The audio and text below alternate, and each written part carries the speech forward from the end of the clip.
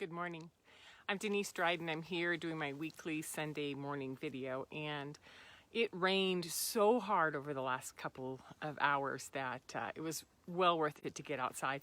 Behind me is Whitefish Lake, and today is the new moon. It is also the Lion's Gate. And what I wanted to talk about today is this concept of neutral assessing. And I know it's kind of like out there, but I want to bring it into the parent-child relationship, to the partner, to the love partner, to the work partner, to, all of those different kind of relationships where something needs a new tool, something needs to change. So we all have these experiences coming up in front of us daily, oh yeah, there's that. Like today, the buzzer was going off from the next door neighbor, ding, ding, ding, right where I always record. So I had to sort of pick up and move. And it's kind of like, these are the things that come up. Sometimes they're work related, sometimes they're relationship related, sometimes they're parent-child related, right? And this happens. And it's kind of like, wow, and then he said this, and your body goes, poof. Or I watched her do this thing and my whole body was in fear. It was this, it was that, right? So what we're talking about is just how these experiences come at us on a regular basis, and what do we do about them, right? For me, we become mobile and we get the little jetpack and we take off and we come down here to the lake to do this. So we're humans, and we have these physical experiences, we have these mental experiences, we have these emotional experiences, and we have, like, especially on Lion's Gate today in the moon, these spiritual experiences where we're really not sure how to take in some of the things that are happening. So what we do is we collect information. We collect information like, well, okay, so for right now, it's calm, it's quiet, there's no sounds, there's a peaceful background behind me. And we sort of, with our bodies, with our energy, with our fields, we are collecting data. And then we have these various reactions. And so we're kind of like, the old mood ring, which is sometimes my face gets really crunched and you can tell that I'm frustrated or I'm angry. My face is full of smiles, which means I'm relaxed and easy. And so like a mood ring, we sort of reflect all of this, and it shows up in our relationships. Does that make sense? And our energy field is being affected. And so imagine that we have like a 3 foot around us energy field that just everything we interact with. You can go to Heart Math Institute and talk about how they measure that, what that is.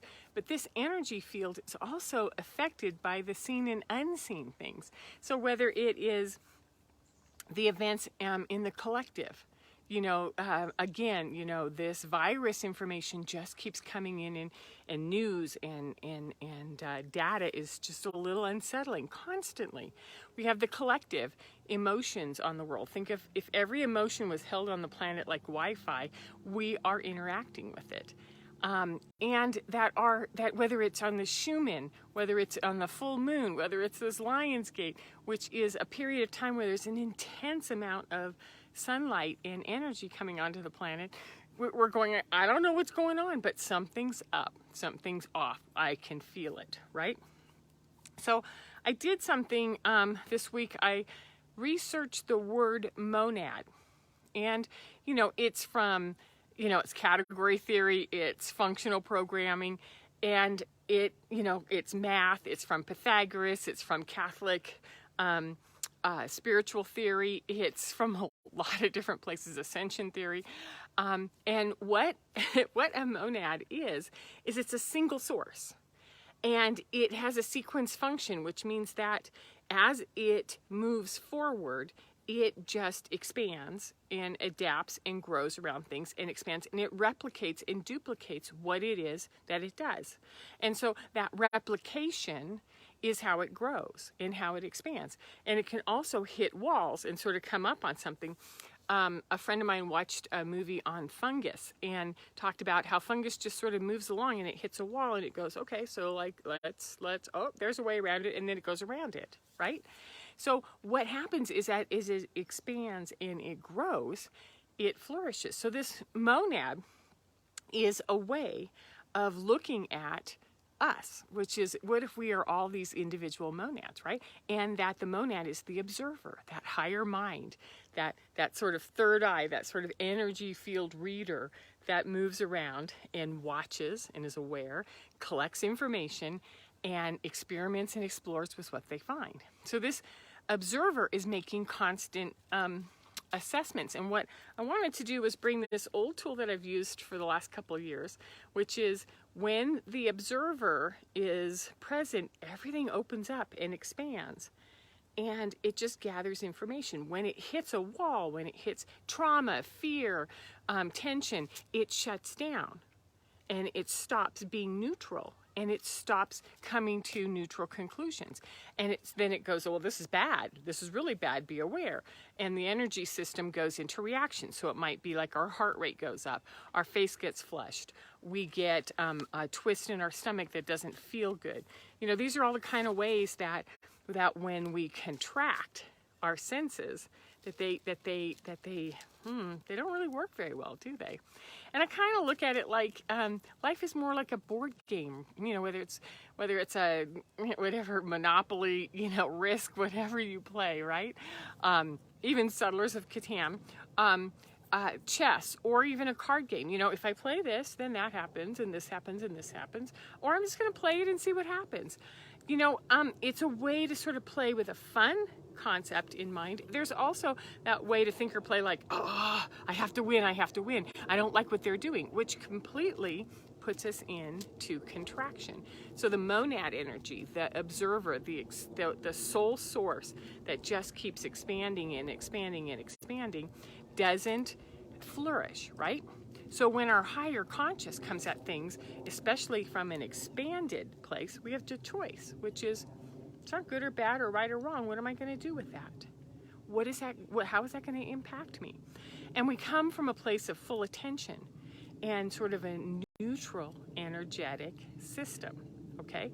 So we bring this into our relationships when someone we love, you know, creates an experience or a reaction in us. We can go up or we can go down. We can have a high day, we can have a low day. We can be happy, we can be mad.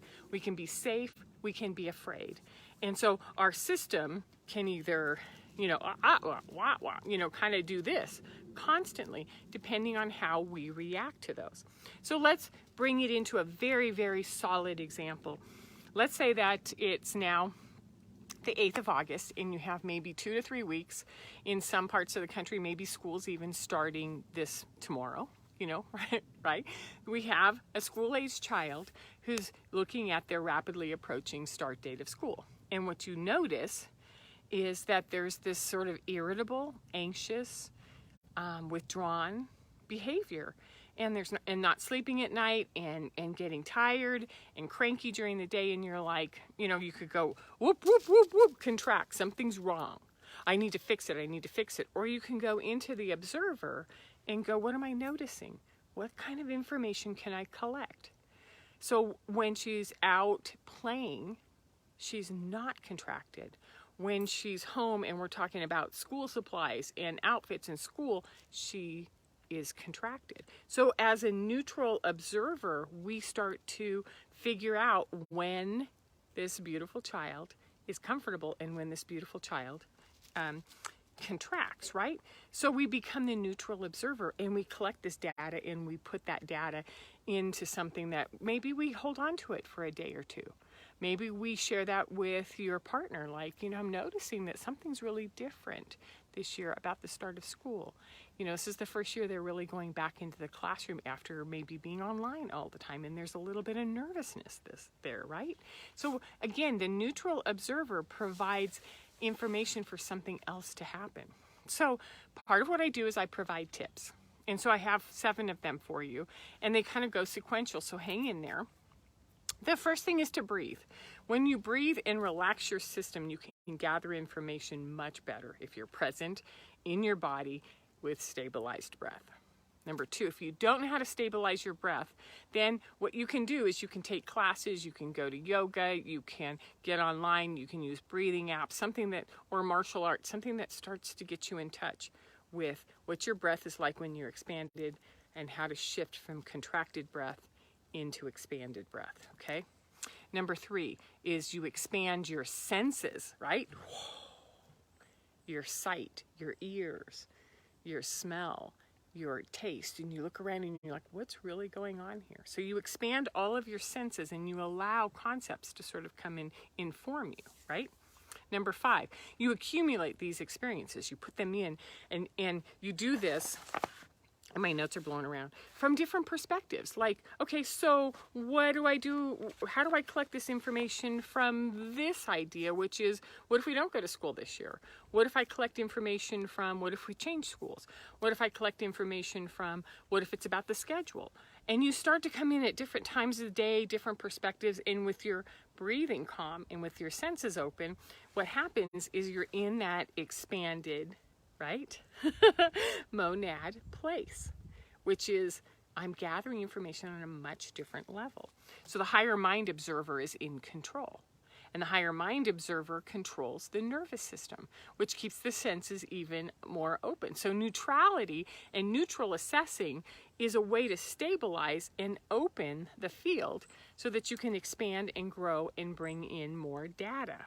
So when it's balanced and it's open, it makes conscious action. It means that the things that I do really make sense because I've paid attention to them on a much different level, right? And number 7, again, the most important thing is that once we're breathing and our senses are open and we're in this monadic gathering observer mode, it helps if we hold it in love and compassion, which is, oh, look what that person's doing. Oh, yeah. And so you don't do it good or bad or right or wrong. You're just in that neutral assessing place, right? Because when we stop emitting fear or stress, or we stop walking around in a tight, contracted place, the world around us responds. It responds so well. So that's what the power is of neutral assessing. So I hope you enjoyed this sort of concept, and I'm playing with a lot of different things right now. I'm writing a book on the New Earth's children and their energy systems and what they're teaching us, and nomadic energy systems is one of them. So we're going to keep going along on this. If you'd like more information, you can find me on DeniseDryden.com. And I also have more videos, and I'm here every Sunday. So like, subscribe, do whatever you need to do to keep getting these, and I will see you next Sunday. Take care. Bye-bye.